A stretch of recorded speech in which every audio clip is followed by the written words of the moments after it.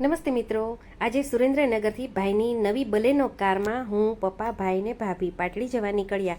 પાટડી મારા મામાનું ગામ છે. બરોબર વણિન્દ્રધામની બાજુમાં જ મકાન છે.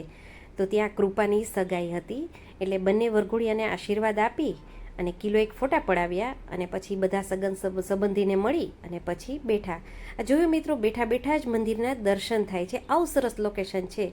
પછી તો આ બધા માસીઓને, મામીને ને સગા સંબંધીને મળીને બહુ મજા આવી.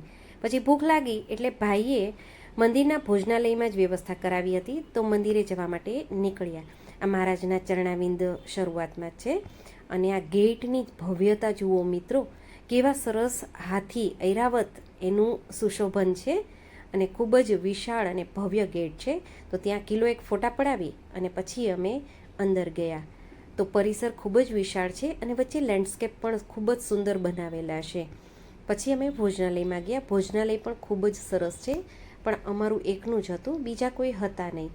પછી એમની સાથે જમી અને પછી મંદિર દર્શન માટે આવ્યા અને બીજા બધા ઘરે ગયા. તાપ ખૂબ જ હતો, પણ આ વચ્ચે વચ્ચે સરસ મજાના હોજ જેવું છે, તો ટાઢક મળે છે. ગણપતિ બાપાના દર્શન કરી અને હું મંદિર તરફ નીકળી. આ પાણીના હોજની વચ્ચે જ નીલકંઠ મહારાજની પ્રતિમા બિરાજમાન છે.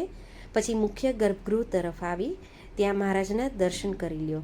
પછી આ સાઈડમાં મંદિર છે અને આ પ્રદક્ષિણા પથ છે. મંદિરની પ્રદક્ષિણા કરી પછી ઘરે જવા નીકળ્યા.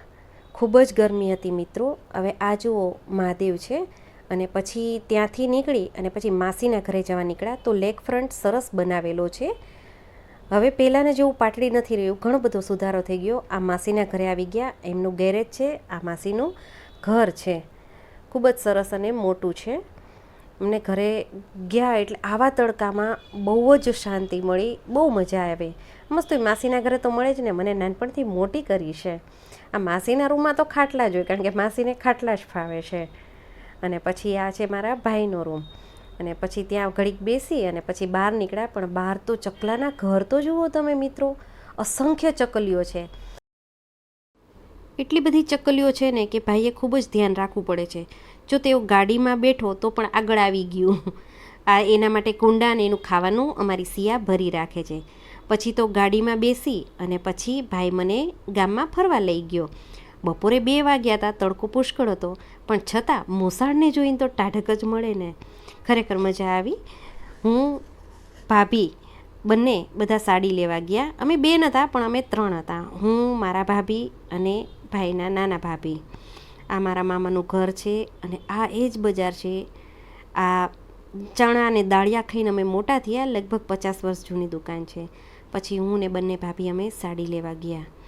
આ પાટડીની સાંકડી બજાર છે, પણ તડકો ન લાગે એટલે ઉપર એ લોકો ગ્રીન નેટ બાંધી દેશે, એટલે એટલું સારું છે. અને દરેક દુકાને મિત્રો તમને પાણીના કેરબા અવશ્ય જોવા મળશે.